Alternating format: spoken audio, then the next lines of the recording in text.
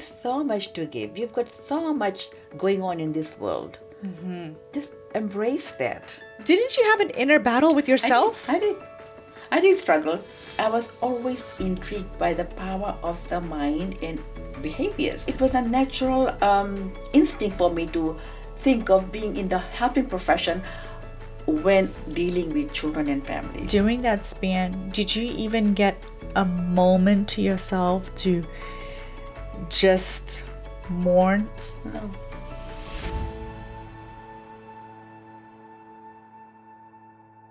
Welcome to Between Us with Ashleen Chand. I'm your host, Ashleen. Today, I'm honored to share the journey of a woman who has not only empowered herself, but helped uplift others along the way. Her story is one of continuous reinvention, evolving with grace and determination at every turn. It's truly an honor for me to have her today as my first guest. I'm excited to sit down and share this conversation with somebody who is cherished not only by those who know her personally, but also by the many lives that she has touched, both here and in our home country of Fiji. She embodies love, integrity, and a deep passion for service. Miss Ranjini Singh, welcome. Thank you. And I'm certainly honored to be your first guest. Thank you so much. Miss Singh, we both hail from the beautiful islands of Fiji. And I oftentimes lightly say, we are all but a small dot on the world map. But our heart is bigger than the vast Pacific Ocean that surrounds us. It is filled with warmth, hospitality, and an unbreakable spirit that shines across the world. That is, as Fijians. Now, I'd like to begin with if you could tell me about your life in Fiji and your upbringing. Well, Ashleen, I was raised in a very matriarchal family. My dad wasn't around. When I was growing up, when I was a little kid, I hadn't really met him because he was gone before I could even realize what was happening in my life. So it was my grandma, my maternal grandma, my nanny, my mom, and her older sister. As a Tamilian, as a South Indian, she was called Akka by my mom. So she became everybody's Akka. So she was the elder matriarch in the family. So it was your Akka and your mom who collectively raised you and your siblings? Very much so. During those times when you were growing up, how was it for a women household to survive? And what did you as a family unit do to survive? As I mentioned, with the absence of a male figure in the house, which definitely meant less of money, income, the roles were divided. My mom started her own kindergarten school in the little province that we lived in. Wow. So that was the first of its kind. She got a group of little children who were school age, kindergarten age, and I was one of her first students, of course, at the time. She opened a kindy to bring in some cash economy, money coming to the house, plus to keep herself occupied and do something with her life. Since she was now a divorcee, our Akka, who took up the male role in the house, since women, the girls, they did not inherit any land. So my uncles built a small house for the two sisters and their mom. So there was some backyard, there was some land in the back, pretty much for gardening, home gardening.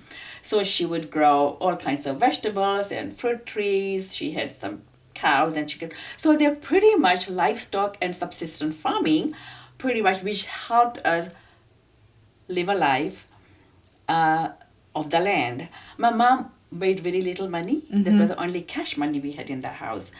Our Akka also was a strong entrepreneur. She would sell all kinds of snacks, homemade, achar to chutney, to fruit, to eggs, and whatever she could lay her hands on, so that there was more money coming in. So pretty much my first sample as a little girl growing up was an example of the two women who was able to put food on the table, and it was beautifully done. My first recollection of a child growing up in a very woman-centered home was that of pure love, joy, and certainly women empowerment.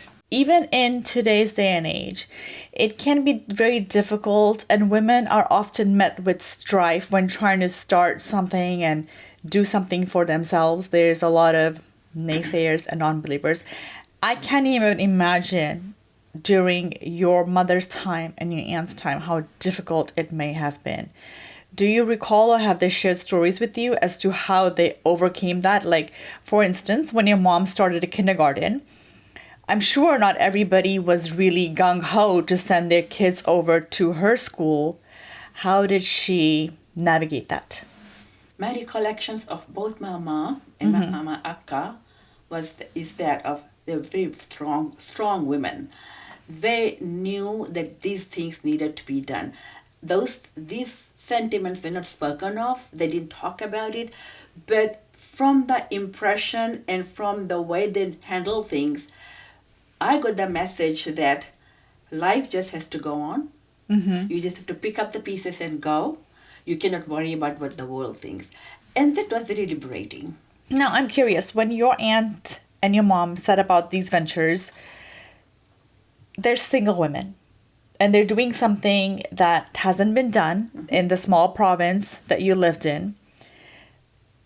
Given the times that they came from, I'm assuming there must have been a bit of a judgment alongside with people not showing up to support them. So how did they navigate this and win them over? Initially, I'm sure there were plenty. I also recall my brother and my older sister and me. We happened to do pretty well in school. I think people may have thought they'll give up and things will just fall flat and they won't be able to. But they continued to. And as I grew older, I noticed a sudden change in the way people viewed my family. Initially, there were some sneers. Students would kind of try to shame us. Our teachers would ask us some questions about who comes to your house and who doesn't. So I'm aware that they were talked about, and there's a lot of curiosity. But as our family thrived, and as children were doing really well, my brother got a scholarship in school. We used to get some accolades. I think the mindset changed, and they ended up getting a lot of respect. That was my first recollections of how you could change things around by your own sheer hard work. They did not give, especially my auntie, my akka. She just continued to thrive, and she had so many business ventures, small home ventures, but she continued and she never gave up. Wow, what an inspiring woman. Now, you touched upon something just moments ago where you heard echoes of people alluding to otherwise and asking you questions that would have been inappropriate. Now, as you were navigating school and growing up, did your peers also bully you for the lack of a male figure? Yes. How did you deal with that? Very sad, embarrassing, painful, because we certainly did not have a man per se to look after us. But also quickly, as even a child, realized that there were a lot of children who came from homes where the parents got into a lot of battles. Fathers had kind of bad reputation in the community. And I was, at an early age, I realized it's better to be without a male figure than to go through a difficult family where you are shamed by your own father, your home, or the guys in your home. So I made peace with that. I'm amazed that you had that knowledge come to you at such an early age, because oftentimes young children who lack either a female or a male prominent figure, they really struggle. And more so when you get into high school and later years, it can become increasingly difficult. And the fact that your mind worked in a manner to reconcile and look at your family unit and say, a lack of male doesn't change my family dynamics and what we have to bring and offer to the world because we lack in nothing. Absolutely. And I'll add to that is growing up, though we lacked money and we lacked a male figure in the house, I remember those childhood days with so much joy. I cherish those moments because it was so beautiful. We didn't lack for anything in terms of when it came to food. We had such fun weekends. We'll go swimming, we'll go picnics, we'll go for hikes. We had lots of cousins. We lived in almost like a compound where we had lots of other cousins and neighbors to play with. So they were joyful days. And I did not have much time to worry about the gloom. And unspoken words from both my akka and my mom was that you guys had the best of everything. Sure, We are seemed trying like to give it. you the best.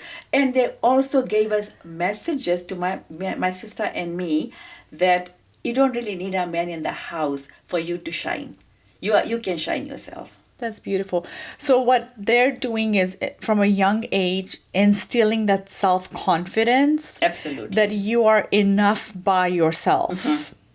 You're sufficient. It seems like that your childhood, sure, I mean, not every childhood is perfect, but your childhood just seemed to be full. And by full, I Yes. mean full of life. Life, yes, yes. And Those are some of my best moments.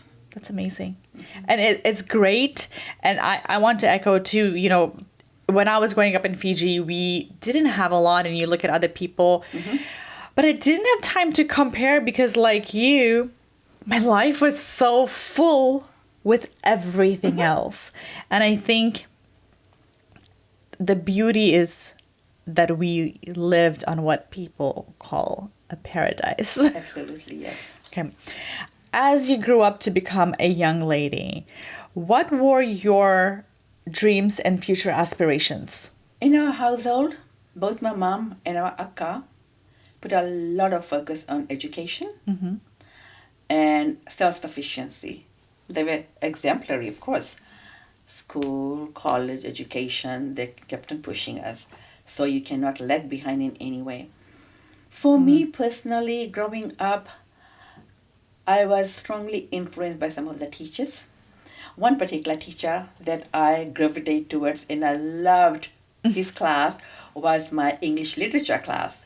And he was a Peace Corps volunteer from the US and he was a drama major. So he used to teach us literature and I used to sit in his class Google-eyed because I couldn't take my eyes off him when he was teaching. And that was Shakespeare's drama and poems and everything to do with literature. And in those days, we did English literature more than Pacific Island literature. It became a natural flow for me then to think of getting into the field of teaching. Was he the person who really ignited and sparked this sense of, I want to aspire to be someone like him?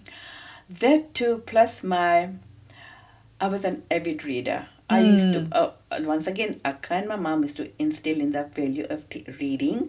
And I was a natural storyteller. That's what I realized about myself at an early age. I loved reading, I loved drama, I loved literature and everything to do with arts, and naturally gravitate towards teaching. I thought that was a good fit for me. Okay. And I wasn't wrong because I ended up loving my profession. And let's talk about that. How did teaching empower you? As a teacher, it added to my level of confidence. I was already from a background where I've had a strong backbone by that time. But teaching was a different ball game because I realized that I was now responsible to be a good role model for so many young minds who could easily be swayed either way. So it was a huge responsibility for a young woman who hadn't really been out in the world, but who had to be the guiding force for all these young minds. I soon realized, as I moved on in my career as a teacher, that it led me to my true calling because teaching ended up taking me to different paths in life where I felt I began to shine. What did teaching mean to you? As a teacher, my role was that of a guide, Mm-hmm. to assist them and to empower them into doing better and just moving on in their school life. As you went along in your career as a teacher, was it satisfactory, or did you at some point think, gosh, I feel like I've got something more to offer? Like most professions, any job you do, much as I love teaching, that there are times when I thought maybe I should do something different. But it also came at a time when I noticed that I could be more of an assistant to the students than just being a teacher in the classroom. It was amplified by the fact that many times students, more so when I become the form teacher, like you have a class of students where you're the form teacher, and you talk about family issues, why they are not coming to school or what the situation is. I noticed a lot of students had multiple issues from home. For Such as? example, lack of money. They needed uniform, bus fare, shoes, a lot of things. But I also noticed that some of the students are battling with similar issues that I did when growing up. For example, coming from a home where there wasn't a dad, or from homes where domestic violence was prevalent. Oh no. And at times, they shared some horrific stories about abuse in the home in terms of sexual abuse Oh my or gosh. molestation. Oh my goodness. That must have been really hard for you to hear. It was traumatic just to listen to them. And I would look at my students, they are like everybody else. They come in a uniform, they sit in a classroom. At the end of the day, when they're going home, and I dreaded to think what their night would look like. It was terrible just looking at those innocent boys and girls going home, and knowing that they'll be going to something sinister and dark, nothing like what I or some other people would go home to, and then come back the next day and be part of the classroom. In addition, a lot of teachers in our school knew that some children came from Such situations. difficult backgrounds, yes. Because it was common knowledge, some didn't have a dad, some didn't have a mom, or the mom ran away, or something like that. And that became a fodder for gossip for a lot of teachers. Oh And my that gosh.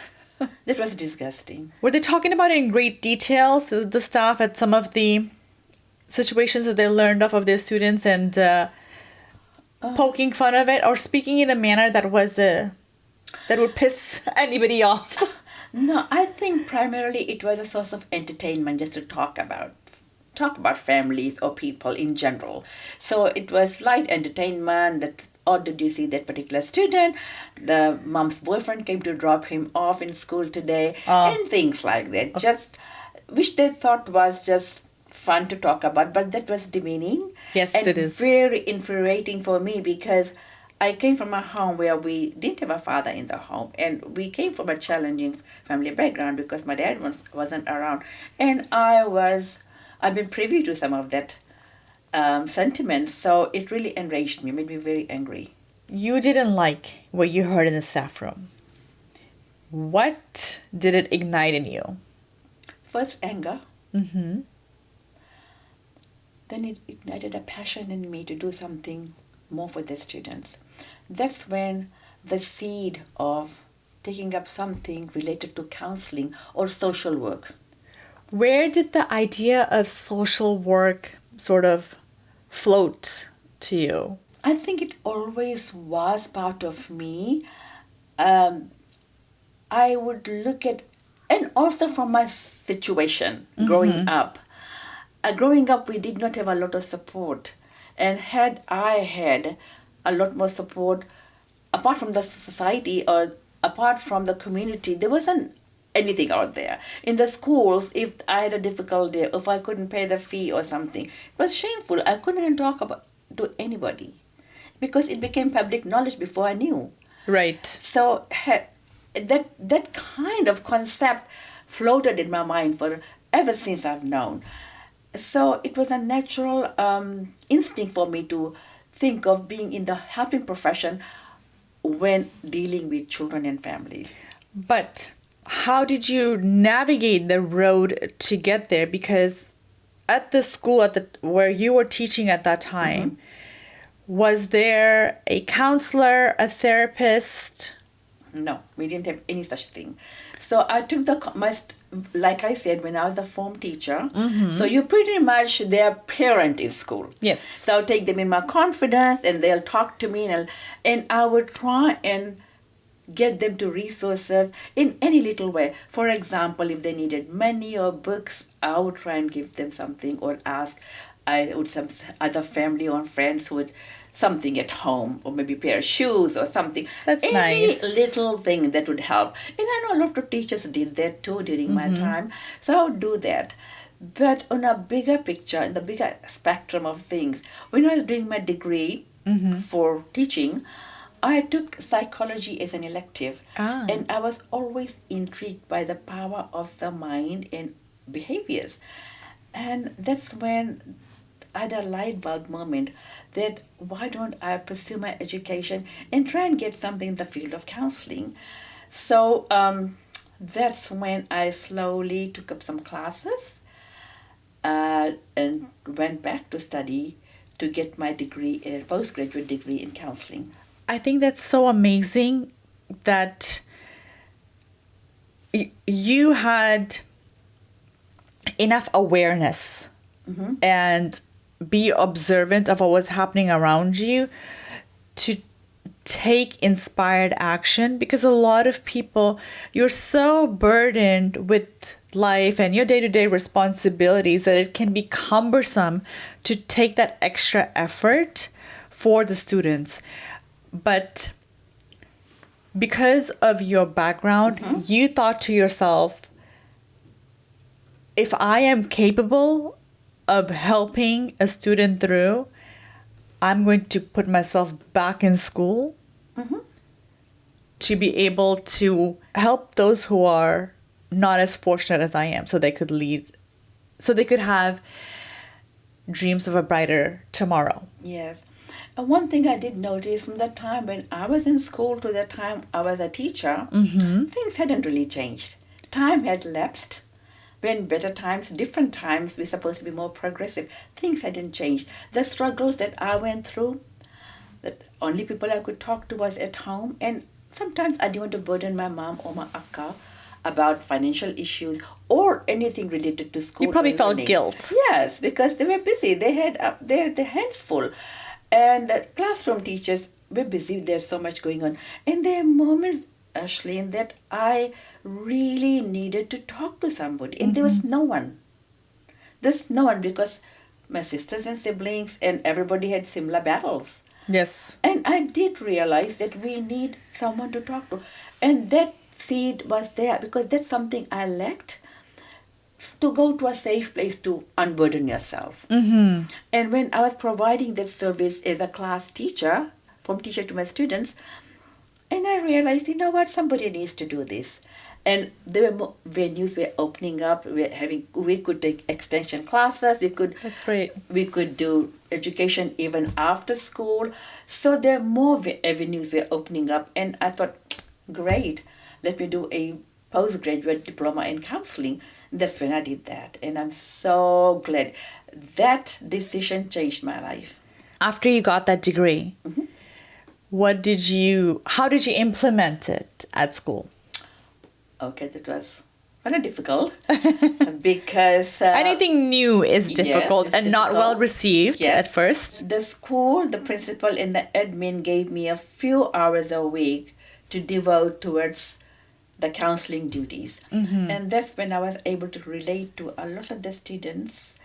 It took me a long time. It was a struggle. Like you said, anything new is difficult. It was a long struggle. I had to establish myself. I had to win their trust and the trust of the principal and the admin. And finally, when I was able to, I was really devastated when I learned some of the truth that happened in homes. I can't even begin to fathom or unpack that here. And we think about abuse, domestic violence, DV, Yes. molestation, Oh my goodness. is only prevalent in some societies, some countries, in the cities. It's been there forever, even those days to now. When the students opened up some of their stories, it took a lot to get them to speak. When I finally listened to their stories, I broke down a few times. I would too. And then following on the heels of that, I would also be enraged. But I'm assuming you also have to, there's a very fine line you have to walk, right? Because you cannot endanger the students' safety when they're opening up to you. You want to empower them. What a difficult position you took. And to keep it confidential, because you're not supposed to talk about what the students tell you. Keeping it confidential, keeping my emotions intact and not letting it come to the fore, not seeking help within, making sure that information doesn't leak out to the staff or anybody else, not making the student feel shamed about it. So this were, and also though I had the training to be a counselor, I was still in a learning process. I was still learning as I was going along in my position. But throughout that time, I was fortunate that I was able to reach out to some agencies, very few agencies in Fiji at that time. We didn't have many resources, but some of the resources that we had was like Save the Children Fund, which provided some amenities for the students. I reached out to the Women's Crisis Center because they helped women and children. I'm forever grateful for that. And then I had reached out to the local welfare office to see if we could provide any service. So those were the resources that I was able to tap into. To take the major step from separating yourself, talking about it, getting your parent to participate and to have trust in a counselor, just any woman. And I was not known as a counselor, I was known as a teacher pretty much in the community. They didn't really understand the concept of counseling. So to get them to take a step forward and to take charge of their life was a big step. I can imagine. But in two of the instances I was able to, in one was when we removed the child and the mother out of the household and went to a shelter. That's great. And the second one was when the case got reported. Oh, thank God. Yeah. I'm sure that they're grateful. And, you know, in hearing you say this, your hard work paid off because you saved 2 lives. Yes. And who knows how many more you've impacted. Yes. And I have to add on the girl who was in the situation. I've met her twice after. She's now married and happily settled. Is she thriving? She's thriving, yes. That's amazing. She struggled a lot. I did follow her story and I've kept in touch with her. Good. She struggled, but she's thriving now. Ranjini, you felt so passionately about what you uncovered with the children in your classes that you went and got a postgraduate degree. Now, you're already, in a way, doing community service, but did you take it a step further? Mm-hmm. How so? During the holidays, the long holidays in December. Which is our summer. Fiji has summer holidays in December. Mm-hmm. I remember going and providing counseling services at the local welfare office. Because by now people had heard about me doing that in the town and could be of some assistance in some shape or form. So in the holidays, I provided marriage counseling and intervention. Did your husband support this? He did. Was he fully... I mean, you... And this is for my curiosity. You have grown up, as you had mentioned, raised in a very strong matriarchal family with strong women, very independent. So, you know, it takes a strong man, yes, to take on a partner who is independent and to continue to support. And now, you know, he obviously would probably want to have your holidays and time with the family and with him, but here you are extending yourself continuously as much as you could in service of others. How did you navigate those relationships so that you could show up for the passion that called to you? Well, I don't think he bargained for what he was getting into. I don't think he expected all that when we got married, because I was just a teacher then. Yes. Right? So I was just 8 to 4 or 3:30 come home and no qualms about it. And suddenly this was how he got thrown into a woman. His wife was in so many dimensions. Initially, it was a bit hard. I admit. I was married to a brown man. He wanted his wife at home and cooking the food, and like he was strong, but He wanted a bit of the traditional components yes, from you. Yes, and I think he was kind of surprised when I stood my ground. He quickly realized I had a very independent streak and I wanted to do this. And I also argued it was for a good cause. It was, yes. Yes, I was taking time away from my family and children, but I was doing it for a good cause. And finally, eventually, with a little bit of battle, he gave in. And I remember him saying this to me: "See, whatever I say, you're gonna do it anyway. So how are we gonna work this? How Yes. are we gonna do this?" At that time, I really am grateful for my mom, who's no longer. She was a beacon of support to me in those times too. She came during the holidays, stayed with my family, looked after my children, cooked and did all that. She supported me because she knew and she could also understand the reasons that. And mom, I didn't have to explain anything to mom. She understood where the passion came from. She supported me. And I'm sure your husband, when he heard much later on as your work took off and the impact you were having on the positive impact, shall I say, on the people and the work that you were doing, he must have walked around so proudly. He was very proud. He was very Did he proud. roll up his sleeves a bit more to help you? He did. He helped me quite a lot. That's He did. great. That's amazing. Yeah. Very proud of me. Ranjini, I hear this passion from you, and I want to tell the audience, when I first met her, it was at her daughter's birthday party. My mom had taken my sister and I, and her daughter, she still is. She looked like a doll. And you were running around making sure that everything was proper, the guests were well catered to. And that was my first introduction to you. And now, well into adulthood, that memory is so sharply imprinted in my head because I had such a lovely experience.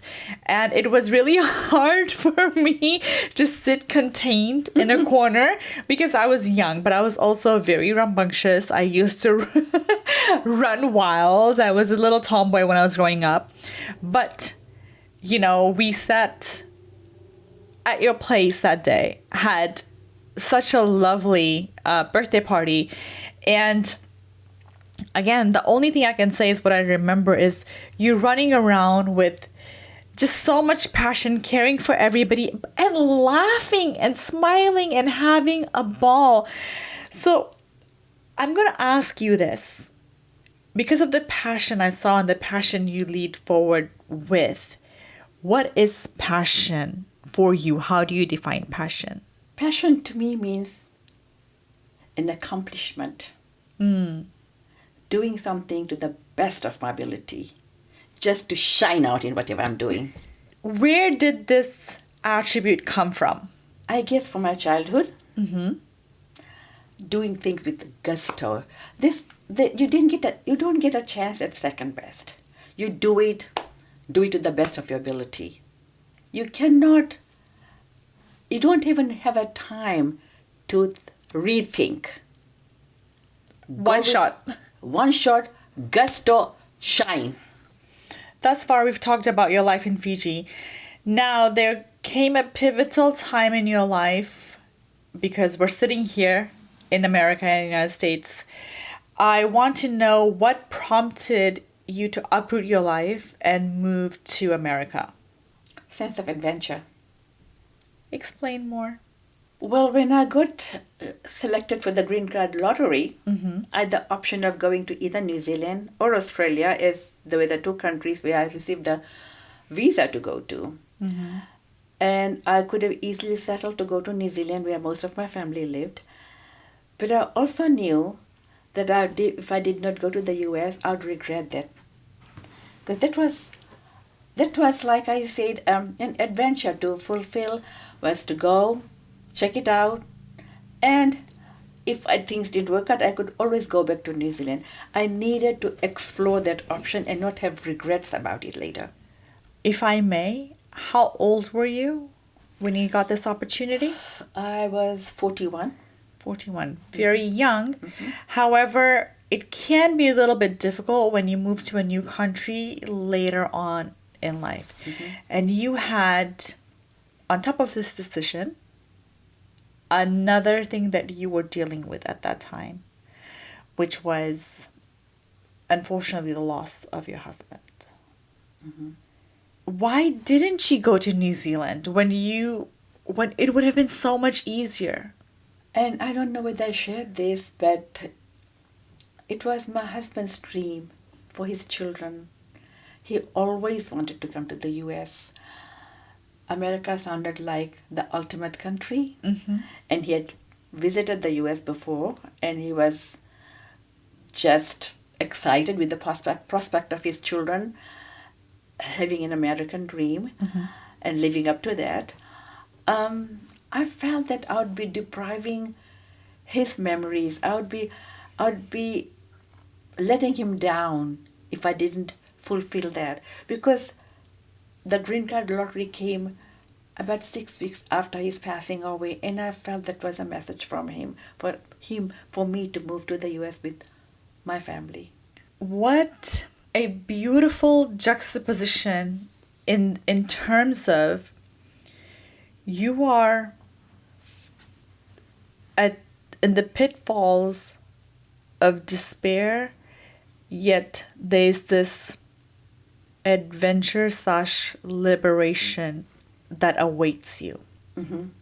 And you stand at the helm of whatever decision you take changes the trajectory of everyone's life. Yes.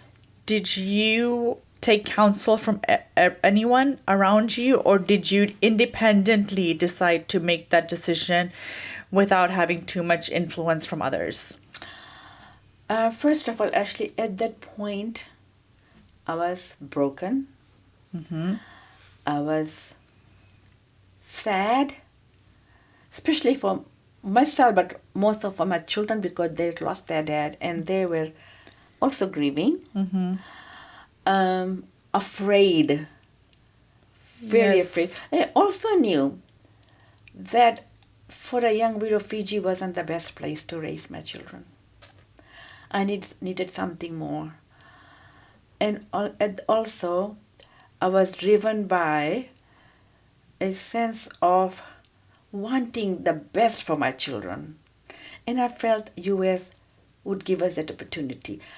Also, keep in mind, I had the option of going back to New Zealand if things didn't work out. That's right. You had a fallback plan. I had a fallback plan. And the only counsel I took from was my brother. Of course, my mom and my sister. But my brother's is the more profound one. Not that my sister and mom didn't matter. It was my brother who was prompting me to go to New Zealand. He was the one who was trying to work around the clock to make sure I was the youngest in the family and the young widow with children. So he wanted me with the family ASAP. So I took counsel from him, and he, of course, advised me not to. But I did what I wanted to do at that point. When you decided to move to the United States, did you have a community here that you could reach out to and lean upon? I met a couple of wonderful people, a cohort of amazing women, which became part of my sisterhood. Okay. I had met a couple of them briefly in Fiji, but they were amazing when I came here. They welcomed my children and me into their homes and their hearts, and we just felt so blessed and grateful to be here amongst them. Fortunately, there was one family who I had met in Fiji briefly. I did not know them very well, but I didn't have a choice. I had to lean on them when I first came here. And to tell you the truth, I was just amazed with the incredible support they came up with. They opened up their homes and their heart. One particular family, in fact, opened up their home and their heart and welcomed my children. We stayed with them for about a month. They guided me throughout whatever needed to be done in the initial months. And I think that's amazing. And I think I want to pick up on what you said that you met them briefly, because it's hard to open up your house to strangers. But what strikes me is that, isn't it amazing how universe works out, that it was an ode to you, to everybody that you had helped, that here was a stranger that you had met ever so briefly who was opening up their house to help you. I would like to say at that time I felt it was a divine intervention into my life. Okay. Something I hadn't expected, something that's unanswered and unquestioned. It just happened, and it happened just naturally and beautifully. And till this day, we have the same loving and warm relationship even after 30 years. Earlier, when we began our conversation, you talked a lot about being an empowered woman and how that was there for you as long as you can remember. Now, in a new environment, you have to reinvent yourself yet again.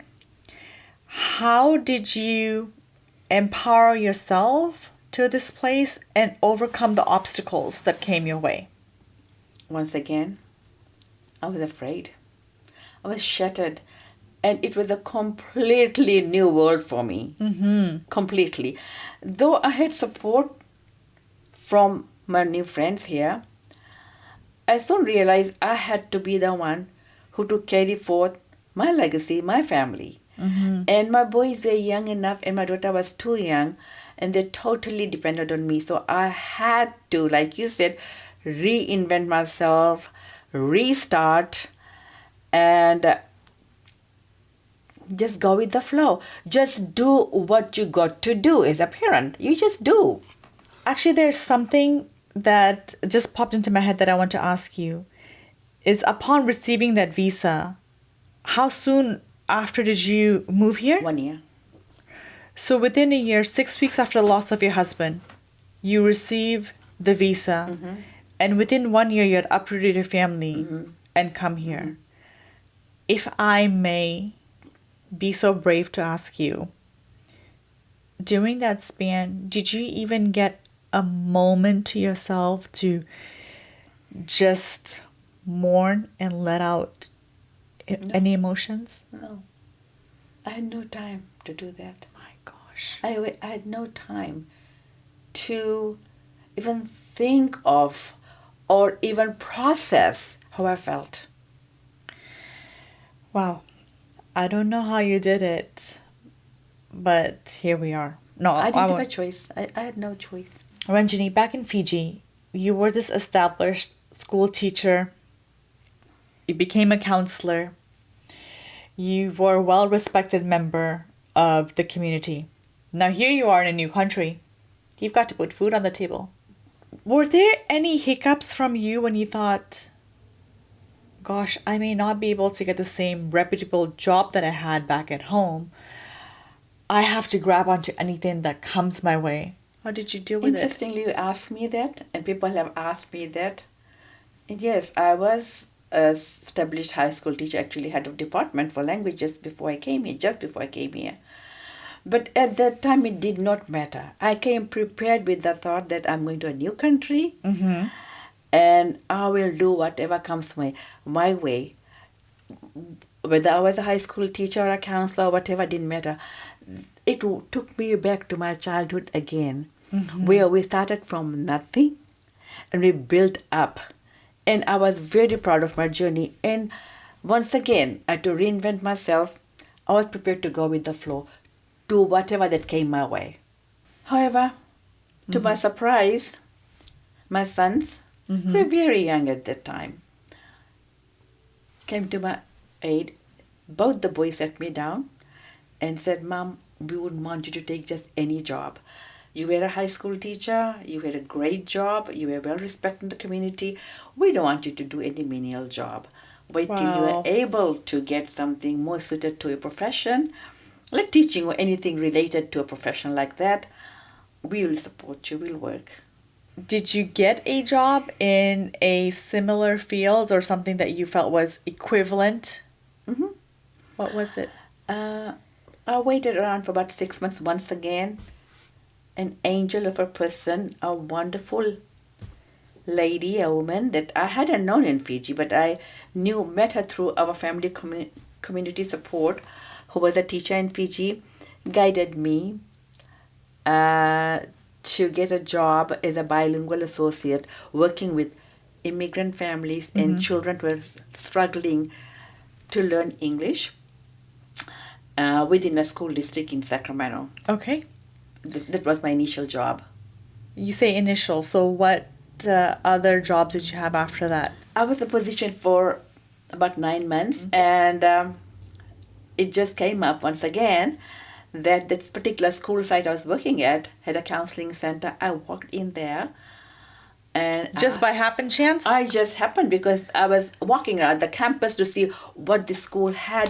It was a completely new school in US. We see movies where we see elementary schools and high schools in the US. So I was amazed at how big it was. So walking around, I came to a building which said counseling office. So I just walked in and asked them what they did, and they explained what they work with families, providing support services. And I told them who I was and was looking for a job. Next thing I knew, they asked my resume, and within a short while, I got a job there as a family advocate, which is akin to a school social worker position. How long were you in that position? I was there for about 7 or 8 years. Were you satisfied with how it was? Very satisfied. I loved it. However, it did not pay me as much as I would have liked.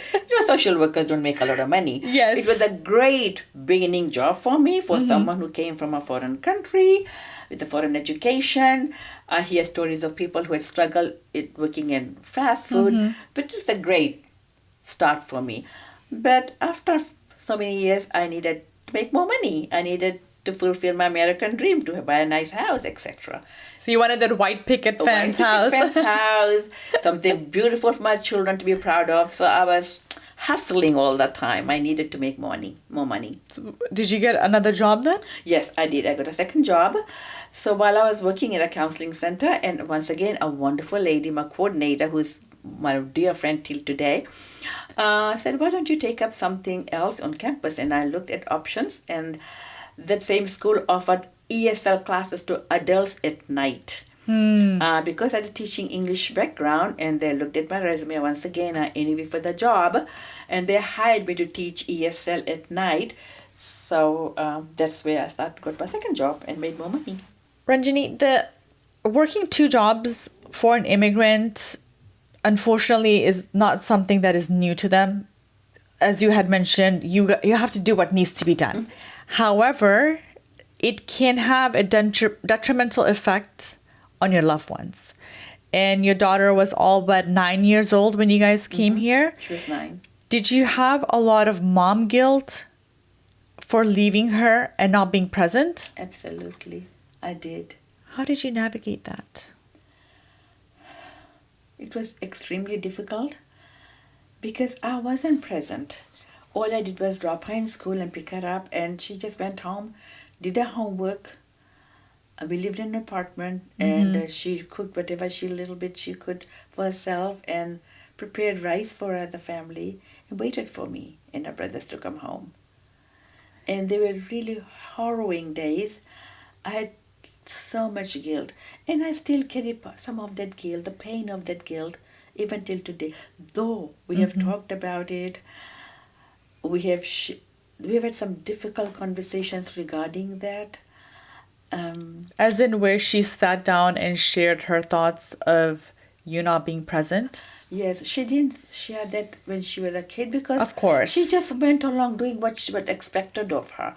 Coming home, doing her homework, just being a good girl, not asking any questions. She was pretty much unseen and unheard. Ashleen. She was just is painful. there.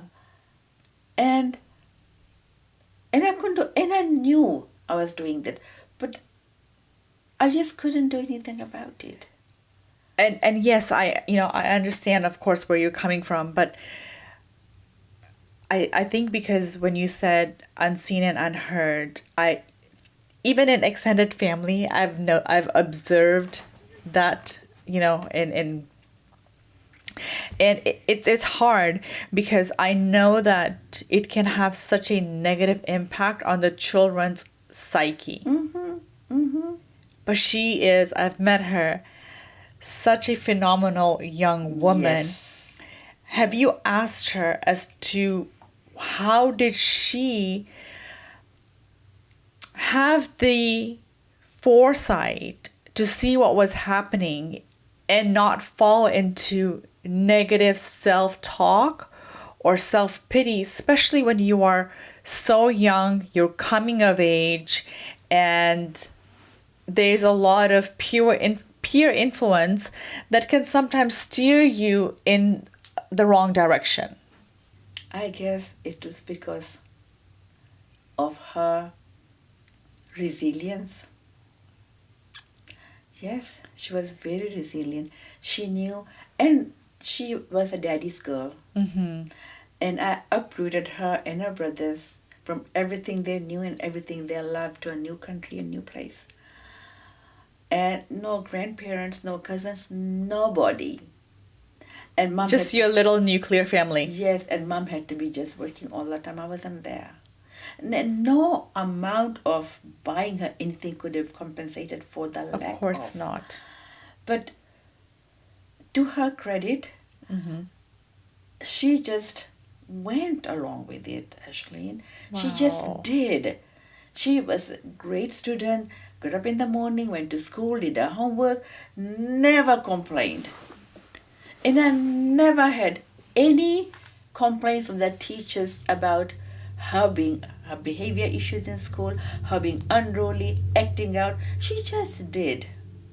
You know, when we started the conversation, you had examples of strong women. So I think with your daughter, seeing her mom being so strong, you didn't have to tell her. You served as an example for her, even though it must have been so tough for this Yes. poor thing. Because For this little girl at that time, sorry. me growing up, I had our akka and mom and grandma. She didn't have anybody. But she just did. And like you said, and we've had so many conversations.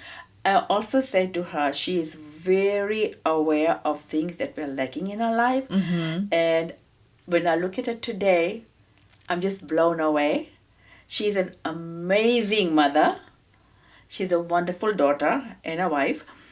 And she has sought help. She's taken care of herself. And she's channeled those thoughts.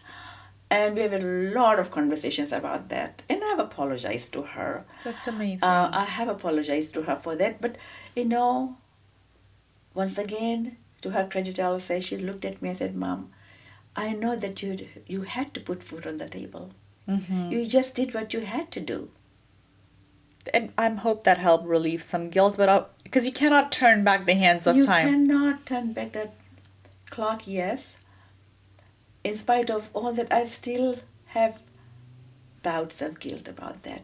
Not only to her, also to my boys, but more so my daughter because she was so young. She was so young. Now, speaking of your boys, I do want to touch upon that because though they were young adults, it doesn't dismiss the fact that they still need a parent. I am so old and I find so much comfort and solace in my mom.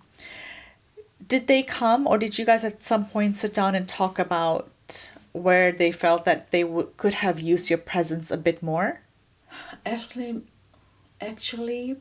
when I think of how our family unit was in those days, it was like Darwin's theory of survival of the fittest. You just did what you had to do. I had to do what I did. Sorry, I did what I had to. That's what my little girl did. That's what the brothers did. coming from a counseling background, coming from a home where there was warmth and love and being talked about, I couldn't give it to my children. That was a stage of my life. I was a zombie. I just got up in the morning, went to work, came back. However, during that time is when I missed my husband the most, because as my boys were growing, Mm-hmm. I realized that they needed a man to talk to them, because I hadn't had that experience. Because I had a brother, but we girls were always spoken to. Our auntie and our akka and mom spoke to us, but I didn't know how to deal with talking to my boys about. You didn't know what approach to take. Yes, important issues like when you talking about puberty, about sex education, about protection, and how to deal with their, if they met a woman, how to navigate a relationship. Those are things I was at a loss. But And very uncomfortable for you, I would say, to Very. sit down with two grown men Yes. and to have that conversation. yes, painful, embarrassing. I can't even imagine. But once again, the counseling center where I worked, once again, I worked with this amazing woman. We're a sisterhood. We're a family. And I talked to them. And I would take cues from them. And I really stood strong, and I started having those conversations with my boys, talking to them about relationships, about protection, about respect for women. They had a girl, their sister, and they have mom, and pretty much women in general need to be respected. That I felt was lacking in a lot of young people I'd seen around, young boys. And I, especially in a country like the US, where there's prevalence of drugs and other social issues. And a crime. lot of different outside influences Yes, that yes. can murky your judgment even when you know better. Yes, totally. And especially if I wasn't around and they didn't have a male figure in the house, I didn't want them to be at a loss. I needed them to be grounded, to have an open door with me so they could come and talk to me. And I'm glad I did that. So, in having the conversations that you had with your boys, did you have a similar conversation with your daughter as well? Totally, I did. I realized as she started growing into a preteen, into a teenager, and of course she was getting to look very pretty and getting a lot of attention from boys, and I could see she kind of enjoyed that looks. I was getting a little worried. Understandably so. Yes, I sat her down once again, talked to her about the birds and the bees and boys and boyfriends and all that. And she was almost 16 when she said to me, "Mom, when can I have a boyfriend?" You must have been so shocked. I was. I was like, "What? That's something we don't even talk. We don't utter the word boyfriend." But yeah, I realized she's in a new country, in a new environment, and most girls in our class had, and they would whisper that. I think at that stage she thought it would be cute and she'd be popular if she had a boyfriend. Yes. So at that point, I had to take a stock of things, and I realized I couldn't hide behind things. I had to be as honest as possible. And I told her, "You can have a boyfriend. It's okay." You did? Yes, yes. And I thought it was healthy to have that conversation with Okay. her. I told her it's totally okay. However, I need to meet him. And if you do have a boyfriend, and I never thought it'll happen, but I needed to tell her about these things, right? And I meant it. I said, if you ever meet somebody who you think would be a good boyfriend, bring him home. I'd like to meet him. Your brothers can meet him. And I'll let you go out, provided you follow the ground rules and need to go out in a group. And she had lots of ground rules for that. But I talked to her, and she did. She did bring home a boy that you could go to prom with and all that cute stuff that girls do in high school. And the brothers were not very happy about it. I can't imagine. But I knew was a rule follower, and I knew I could trust her.